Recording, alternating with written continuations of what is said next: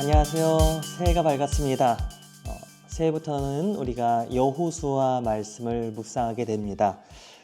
여호수아서는 일반적으로 가나안 땅에 대한 약속의 성취가 담겨 있기 때문에 이 성취라는 측면에서 우리에게 굉장히 희망적인 메시지이지 않을까라는 생각을 해볼 수 있을 거예요.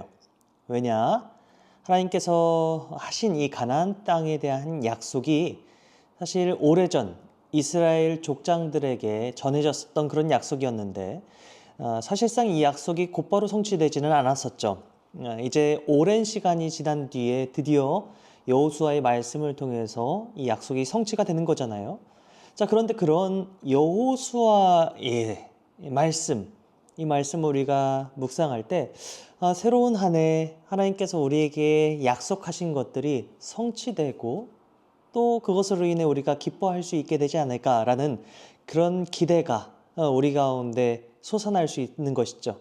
그렇기 때문에 저는 개인적으로 우리에게 약속하신 하나님의 성취, 그 약속의 성취가 실현될 것이다 라는 그런 기대와 믿음을 가지고 이 여호수아의 말씀을 함께 묵상해 보면 좋지 않을까라는 생각을 가져보게 됩니다. 여호수아 말씀, 이 말씀의 특징이라고 한다면 여호수아는 가나안 땅에 대한 약속이 성취되는 그런 방식과 또 그 땅에서 살아갈 이스라엘 백성들, 그 언약 백성의 정체성을 밝히 보여주고 있다는 점, 이것으로 설명할 수 있을 거예요.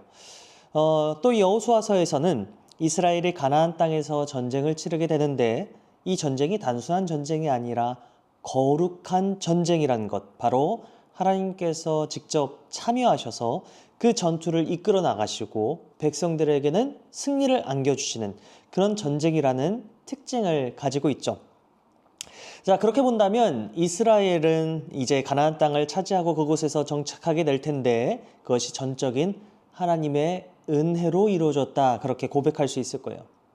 그럼 이런 은혜를 받은 이스라엘은 어떻게 살아야 했을까요? 그 땅을 선물로 주신 우리 하나님께 진정 감사와 찬양을 올려드리며 하나님을 그들의 왕으로 온전히 모셔야만 했을 것이죠. 저는 이것을 순종의 삶으로 설명하고 싶어요. 하나님의 말씀, 그 율법에 순종하며 살아야 하는 것이 바로 이스라엘 백성들이 가져야 할 삶의 모습, 당위성이었다는 것이죠. 자, 이러한 의미로 바라본다면 여호수아의 말씀, 이 말씀은 하나님 나라의 모델을 보여주면서 동시에 하나님 나라는 어떠해야 하는가 우리로 하여금 생각해 보게 해줘요. 자, 이런 여호수아 말씀은 크게 네 부분으로 나눠서 살펴볼 수 있습니다. 자, 먼저 여호수아 1장 1절로 5장 12절까지 말씀. 이것까지는 이스라엘 백성이 가나안 땅에 입성하게 되는 부분을 다루고 있어요. 자, 그리고 다음으로 여호수아 5장 13절 말씀에서 12장 24절까지 말씀. 이곳에서는 가나안 땅을 정복하는 그런 이야기를 우리가 살펴볼 수 있죠. 세 번째로 여호수아 13장 1절로 21장 45절까지 말씀.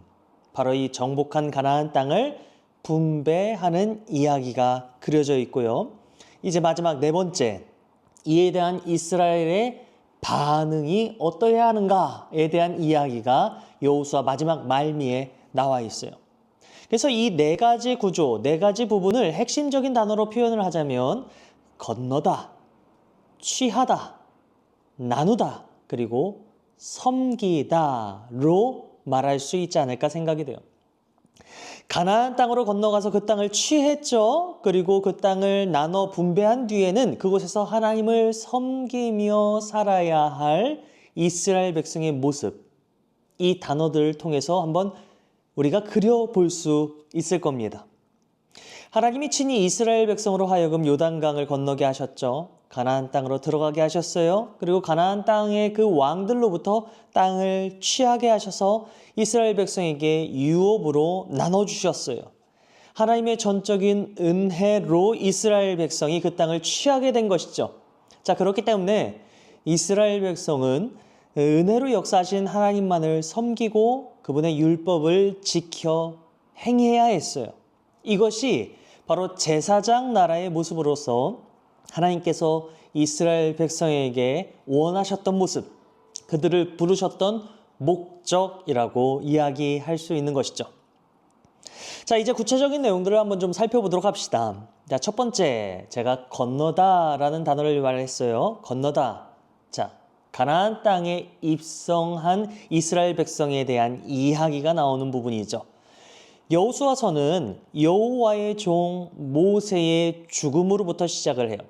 그런데 그 끝도요, 여호와의 종 여호수아의 죽음으로 맞춰지고 있습니다.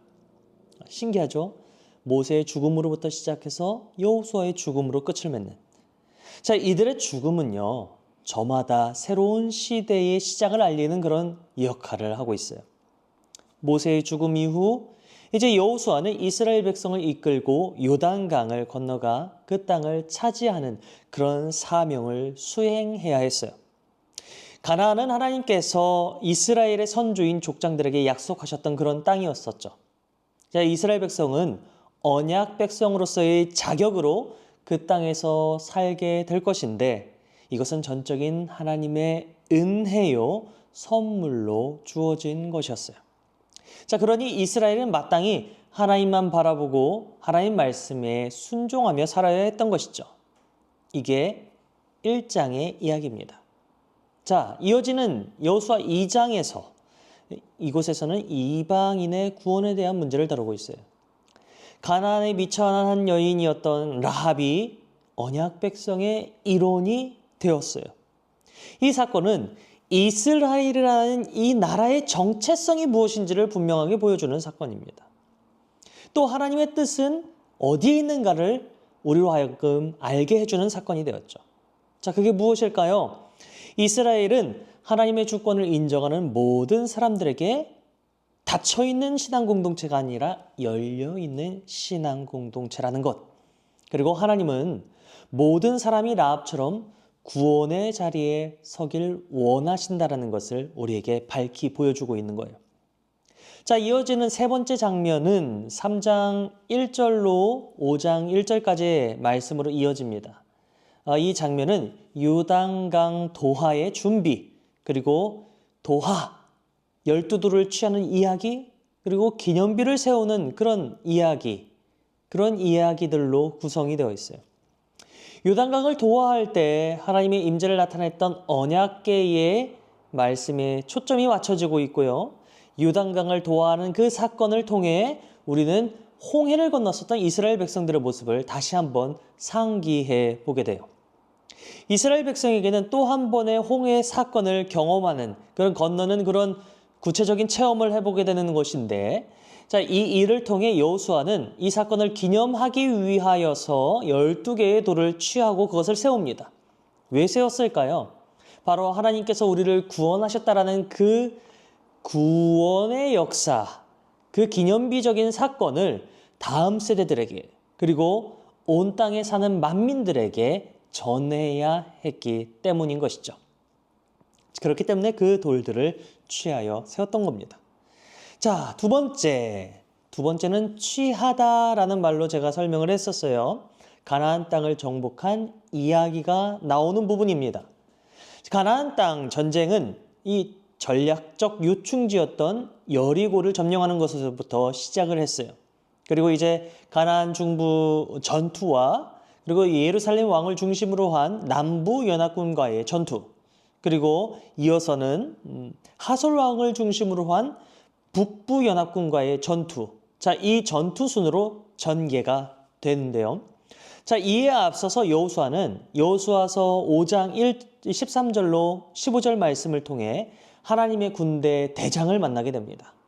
군대 대장을 만나게 되는 이 사건은 앞으로 이루어질 가나안 땅에서의 정복 전쟁이 하나님께서 앞장서시는 그런 거룩한 전쟁이 될 것이라는 사실을 밝혀주고 있어요. 종으로서 여호수아는 이제 군 사령관이 대신 하나님의 명령에 무조건적으로 순종해야만 했던 거예요. 자, 그렇게 주종 관계가 확실하게 그려지시나요? 하나님을 내 편으로 만들어서 내 입맛대로 조종하는 것이 아니라 내가 하나님 편에 서서 하나님과의 거룩한 전쟁에 참여할 때 우리는 하나님께서 허락하시는 그 승리를 맛보는 거예요. 하나님의 은혜를 맛보는 거예요. 하나님께서 주시는 선물을 취할 수 있는 거예요. 만약에 우리가 하나님 편이 아닌 다른 편에 서게 되었을 때 그렇다면 이스라엘이든 우리든 그 누구든 예외 없이 우리는 하나님의 대적이 될 수 있어요. 패배를 맛볼 수밖에 없는 것이죠. 우리가 오늘 이 사실을 명심하고 내가 하나님 편에 서기를 간구하고 또 노력해야만 하는 줄 믿습니다. 자, 세 번째로 넘어갈까요? 세 번째 부분은 나누다라는 말로 제가 표현을 했었습니다. 가나안 땅을 분배하는, 나누는 이야기가 나오는 부분이죠. 자, 13장에서 시작된 땅 분배 단락은 21장까지 이어져요. 자, 여호수아서의 많은 부분을 바로 여기에 할애하고 있는데요. 왜 이렇게 많이 할애했을까요? 그만큼 중요한 부분이라는 것입니다. 땅 분배를 하는 이 세 번째 부분을 구조적으로 살펴보면 가장 중심이 되는 중앙되는 부분은요. 여호수아서 18장 1절로 10절 말씀이에요. 이곳에서 이스라엘은 실로에 모였고 그곳에 회막을 세우는 이야기가 나옵니다. 이것은 땅 분배를 하는 그 일이 바로 하나님께서 주도하시는 일임을 보여주고 있고요. 우리는 이 사건, 이 이야기를 통해서 가나안 땅의 주인 되신 하나님께서 언약 백성에게 그 땅을 선물로 하사하셨다라는 이미지를 그려볼 수 있어요. 앞에서 가나안 땅을 건너가서 그 땅을 취하는 장면에서는 하나님이 전쟁에 능한 강력한 용사로서 소개되고 있었다면 이 세 번째 부분에서는 하나님이 땅의 주인으로서 소개가 되고 있는 것이죠. 자, 이제 마지막 네 번째 부분, 섬기다라는 말로 제가 표현을 했었어요. 자, 섬기다라는 이 단락에서는 여호수아의 고별 설교와 하나님과 이스라엘 백성이 언약을 체결하는 그런 이야기가 등장하고 있어요. 자, 여호수아서는 여기서 세 차례의 여호수아의 고별 설교를 담고 있는데요. 근데 이 세 편의 설교 공통된 주제를 가지고 있어요. 어떤 주제를 가지고 있느냐? 바로 하나님 사랑과 율법에 대한 순종이라는 주제를 가지고 있죠. 고별 설교에는 이스라엘이 가나안 땅에서 지켜야 할 삶의 원리 또한 제시되고 있어요. 이 원리는 무엇인가? 바로 하나님을 사랑해야 하는 것, 다른 신을 섬기지 말아야 하는 것, 그리고 이스라엘을 위해서 일하시는 하나님만을 온전히 섬겨야 한다는 것, 이것으로 이 원리를 설명할 수 있을 거예요. 자, 이제 여호수아의 마지막 24장에 이르러서는 세겜에서의 언약 체결 의식과 책의 두 주인공이라 할 수 있었던 여호수아와 엘르아살이 죽게 되는 이야기를 담고 있어요. 그리고 이제 새롭게 살아갈 이스라엘 백성, 이 언약 백성으로서 하나님만을 온전히 섬겨야 하는 그것을 다짐하는 그런 이야기가 나오게 되는데요. 자, 이렇게 여호수아서는 땅 정복의 역사, 그리고 그것을 분배했었던 역사의 두 주역, 여호수아와 엘르아살이 죽음에 대한 보도를 하고 대단원의 막을 내리게 됩니다. 이 상을 통해 우리는 여호수아가 담고 있는 여러 가지 메시지들에 대해서 생각해 볼 수 있었어요. 먼저는 여호수아에서 소개하는 전쟁이 모두 어떤 전쟁이다? 바로 거룩한 전쟁. 하나님께서 참여하시는 전쟁이다라는 것을 우리가 생각해 볼 수 있었죠. 이 전쟁에 참여했었던 이스라엘 백성은 하나님의 군대가 되었어요.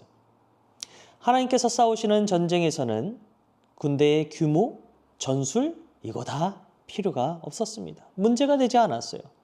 중요한 것은 하나님께서 함께 하시느냐의 문제, 그리고 더불어 하나님의 명령에 대해 이스라엘 백성이 전적으로 순종했느냐, 이 문제가 무엇보다도 중요한 것이었습니다. 오늘 사는 우리에게 있어서 이 메시지는 굉장히 중요한 거예요. 우리도 영적 전쟁 가운데 살아가고 있어요. 하나님께서 싸우시고 승리를 주시기에 모든 전리품을 하나님께 바쳤던 이스라엘 백성처럼 우리는 우리에게 승리를 주시고 구원을 주시는 하나님께 전심으로 헌신했었나요? 하나님께 온전한 드림으로 나아갔었나요? 하나님의 명령에 완전한 순종으로 나아갔었는지 우리로 하여금 돌아보게 해주는 그런 말씀이 여호수아의 말씀이라 우리는 생각해 볼 수 있을 겁니다. 우리가 잘 아는 말씀이죠. 먼저 그의 나라와 의를 구하라. 그리할 때에 우리에게 모든 것을 약속해 주겠다, 허락해 주시겠다 약속하시는 그 주님의 은혜가 오늘 살아가며 새로운 한 해를 맞이하는 우리 가운데에도 가득 넘치게 되기를 주님의 이름으로 축복합니다. 자, 다음으로 우리는 여호수아의 말씀에서 언약 사상에 대해 생각을 해보게 돼요. 여호수아에서 강조되는 것이 바로 이 언약입니다. 언약. 자, 첫 번째 언약 갱신은요, 에발산에서 이루어졌었어요. 그때 이스라엘 백성들이 모여있는 그곳 가운데에 여호수아가 돌판에 모세의 율법을 기록하였고요. 그리고 백성들에게 그것을 다 읽어줬었어요. 그리고 이제 책의 끝부분에 와서는 여호수아의 임종을 앞둔 그 시점 가운데에 모든 백성이 세겜에 모였죠. 그리고 거기서 언약 체결 의식이 이루어졌었어요. 그곳에서 여호수아는 이제 백성들과 함께 하나님만을 섬기겠습니다. 하나님의 말씀을 지켜 행하겠습니다. 그렇게 다짐을 했었죠. 여호수아서에서 하나님과 맺은 언약은 이스라엘 백성이 율법에 순종하며 살아야 할 신학적인 근거가 됐었어요. 오늘을 사는 우리가 하나님의 은혜를 입었다면, 내가 구원의 소망을 갖고 살고 있다면 그것은 우리가 하나님과 맺은 언약에 따라서 말씀에 순종하며 살아야 할 당위성을 우리에게 부여해 주고 있습니다. 이러한 사실을 기억하면서 새로운 한 해도 하나님의 말씀, 그 언약을 붙쫓으며 따라 순종하는 우리 모두가 되시길 간절히 소망합니다. 자, 또 우리는 여호수아 말씀을 통해서 우리가 참 많이 좋아하는 거죠. 이 땅에 대해서 생각을 해보게 되죠. 여호수아 전반부에서 이스라엘이 땅을 점령했다면 후반부에서는 이 땅을 분배했었어요.